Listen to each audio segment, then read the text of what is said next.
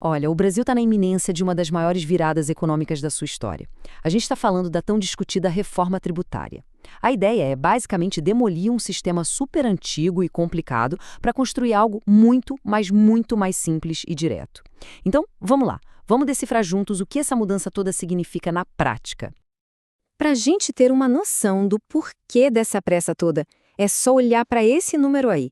Mais de 1.500 horas.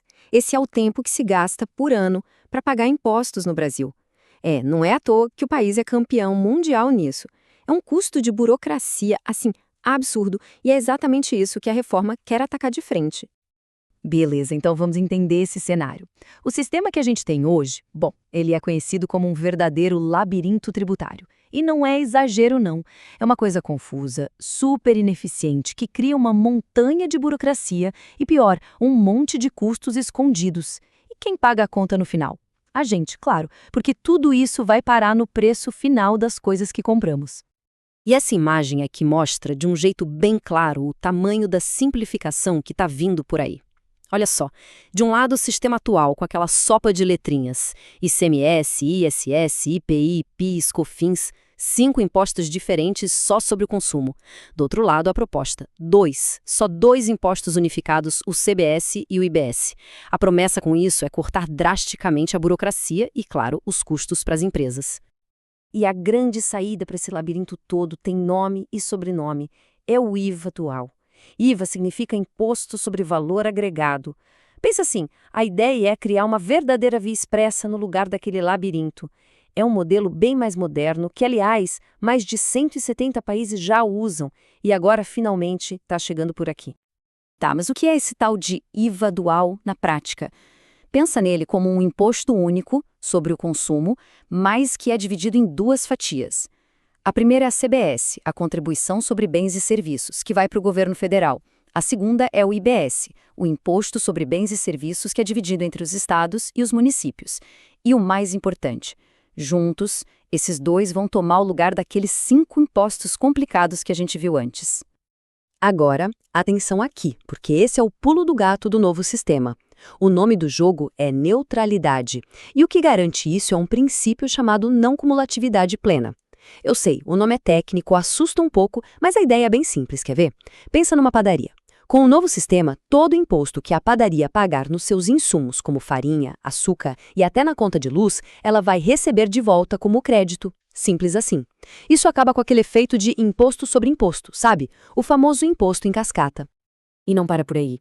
Esse sistema de créditos vai ser muito, mas muito mais amplo do que é hoje. As empresas vão poder pegar crédito de quase tudo que elas compram para poder funcionar, desde uma máquina nova, um equipamento, até o serviço do contador. A consequência disso é que aqueles impostos que ficavam escondidos no meio do caminho, na cadeia de produção, simplesmente desaparecem. O custo final do produto fica bem mais limpo, mais transparente. Certo, se a forma de cobrar e dar crédito do imposto muda tanto, a pergunta que todo mundo quer saber é: e os preços? Como ficam os preços na prateleira? Bom, a resposta para isso está nas novas alíquotas que vão ser aplicadas.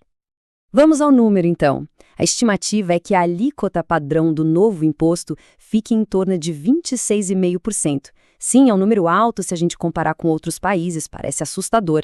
Mas calma, é fundamental entender o contexto aqui. Essa alíquota única está substituindo um monte de outros impostos que hoje já estão embutidos nos preços, só que de forma escondida. E o mais interessante mesmo são as exceções, criadas justamente para proteger os itens mais essenciais. E esse gráfico deixa a diferença bem nítida. De um lado, a gente tem a alíquota padrão, aquela de 26,5%, do outro, um tratamento bem diferente para setores que são considerados essenciais, como saúde e educação. Para eles, a alíquota vai ser bem menor. A ideia é justamente aliviar o peso no bolso quando se trata do que é fundamental. E que setores são esses? Bom, a lista inclui vários serviços que a gente usa no dia a dia. Eles vão ter uma redução de 60% na alíquota. A gente está falando de educação, serviços de saúde, medicamentos, transporte público como ônibus e metrô e também produtos agropecuários. O objetivo é claro, baratear o custo desses itens que são básicos para todo mundo. E tem mais, a redução pode chegar a 100%. É isso mesmo, alíquota zero para alguns itens. Isso vale para todos os produtos da nova Cesta Básica Nacional e também para coisas como frutas, verduras e ovos. Ou seja, o imposto sobre esses alimentos essenciais vai ser simplesmente zerado. Mas olha, tem um detalhe importante. A alíquota zero é diferente de isenção, e essa diferença faz todo sentido. E essa diferença é fundamental, de verdade. Vamos lá. Na alíquota zero, a empresa não cobra o imposto na hora de vender o produto, mas ela ainda pode usar todos aqueles créditos dos impostos que pagou nos insumos, lembra? Já na isenção, a empresa também não cobra imposto na venda, só que ela perde o direito a esses créditos. Por isso que a alíquota zero é muito melhor para toda a cadeia, do produtor ao consumidor. Agora, a gente vai falar de uma das partes talvez mais revolucionárias e tecnológicas dessa reforma toda. É um jeito completamente novo de recolher o imposto que tem o nome de split payment, ou, em bom português, pagamento dividido. Com o split payment, a cobrança se torna automática. Em vez de a loja receber o valor total e só depois repassar o imposto ao governo, a tecnologia faz tudo na fonte. No exato segundo da transação, o sistema já separa o que é imposto e o que é da loja. É uma virada de chave que promete muito mais transparência e, claro, um combate forte à sonegação. E como é que isso funciona na prática? É super simples e automático.